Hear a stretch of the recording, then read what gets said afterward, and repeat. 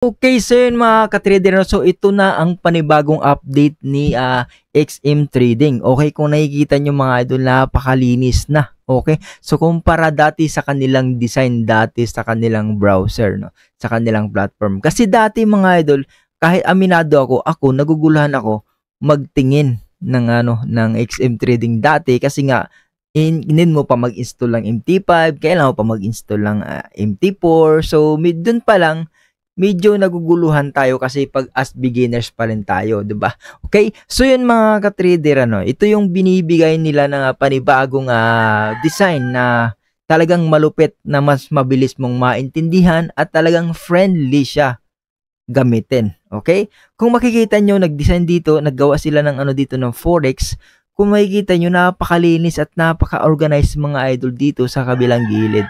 Okay? So dito ka maghanap ng iyong currency na pwede mong i-trade. So siyempre hanapin mo yung kulay green para mas maganda yung malaki yung yung percentage. Okay? So dito nilagay na nila sa gilid kung nilagay na nila dito sa gilid ang sell and buy. So nandito na rin nilagay nila ang stop loss sa kabila, sa right side. So pwede ka na mag-set ng stop loss. Kung napapansin nyo, kapag mahilig kayo mag-trade sa mga binary, ay parang ganun yung style. Pero mas malupit yung ginawa ni XM. Kasi ito is talagang business ito si XM kumpara dun sa mga binary na tinitrade natin. Okay? Huwag kayong mag-alala mga idol, no? Binablog lang natin to ang XM mga idol dahil may mga subscriber tayo na nagtitrade dito ngayon. Okay? So kaya pina-explain kung ano yung panibagong update ni XM Trading.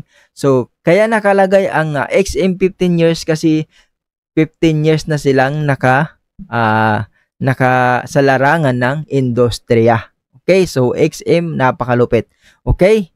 So kita nyo naman dito mga idol, napakalinis na, nakikita na yung chart, putiin na. Okay?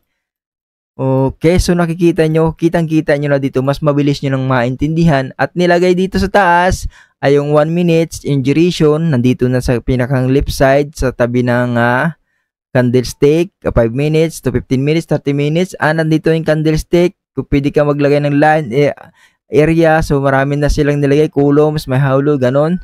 May nilagay na rin sila dito bakit nawala na? Indicator, andito na rin, magkakatabi sila dito, ito yung tools na tinatawag dito sa XM, no?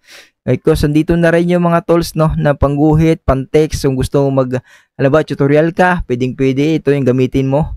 Yan, so yan yung mga tools, pwede mo rin pangguhit yan sa mga analysis na gagawin mo. Okay? So, yun.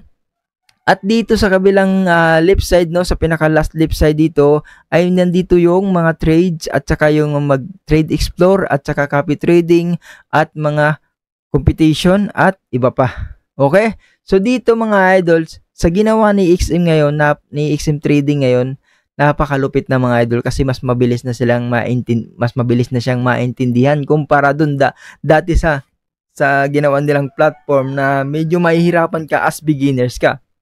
Sa mga datihan, oo, madali lang sa kanila.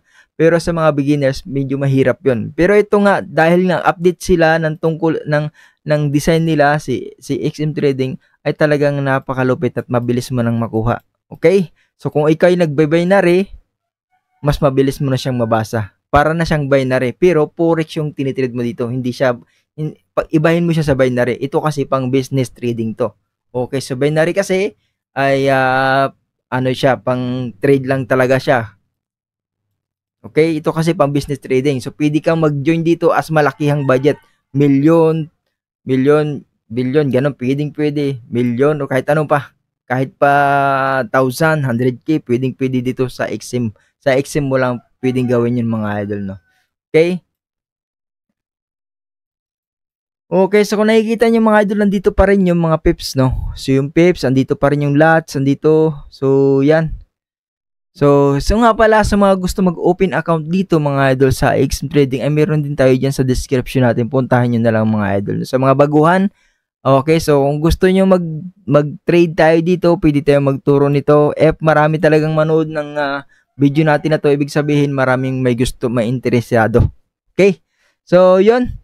And dito yung kanilang paglagay ng balance. So nakalagay dito yung deposit nila at yung pag-withdraw. So, kapag naglagay ka ng nag-depot ka dito, pwede para available ng GCash at nandito pa rin yung pinalinis na nila, no, kasi dati medyo magulo yan para sa akin, pero ngayon pinaganda na nila kasi ang linis na, no. So, dito na yung mobile banking. Makikita mo na lahat dito sa gilid, lahat ng mga nakakonect na kanilang paglalagay naman ng balance. So, online bank, GCash, PMaya, andyan na rin Binance, so Skrill, okay, ni Taylor, andyan pa rin. Google Pay, andyan pa rin, mga idol. Napakalupit talaga. Okay. So, yun. And dito, notification. So, yung mga trade mo, yung galaw ng... Okay, puntahan natin yung copy trading, mga idol, no? Puntahan natin yung copy trading.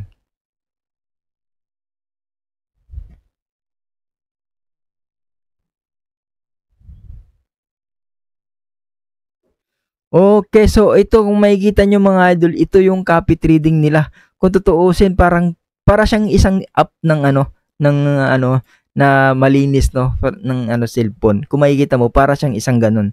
Napakalinis tingnan at nandito na. So Tagalog lang talaga yung nakalagay sa atin dito. Ayan, oh. Yan, okay? So, kitang-kita nyo na dito. Siyempre, pipiliin nyo yung kulay green kaya nyo magagaling talaga mag-trade. Yan. Yan, sa mga gustong mag-trade dyan, kung ayaw nyo mag-trade, gusto nyo mag-copy trading lang, ay pwedeng-pwede ito, mga ka-trader. Ayaw nyo, tinatamad kayo, ayaw nyo magbantay, ito, pwedeng-pwede nyo. Hanapin nyo lang yung magagaling na pwede nyo gayahin. Kiklik nyo lang yung copy dyan, pwede kayong kumita kahit tulog kayo, mga ka-trader. Ito yung malupit dito sa XM Trading. Yung mga red, so siyempre, loss yan sila. Dito tayo sa mga green, yung medyo magagaling. So, may forex. Okay, may crypto. So, marami pa. Kayo na bahala mag-explore, mga idol. No? Okay, so thank you for watching, mga idol. No? Ito yung panibagong update natin kay XM. So, ngayon ko lang nakita na nag-update sila, mga idol. No? So, matagal-tagal ko nang hindi to binablog kasi, mga idol. No? Talagang, yun. Gusto kong mag-i-vlog ulit kasi nga dahil na mayroon tayong mga traders na nag-join dito. So, para maano naman sila. Okay, huwag kayong mag-alala dyan dahil continue pa rin tayo sa ating binablog na All-in Trade, mga guys. So, thank you for watching.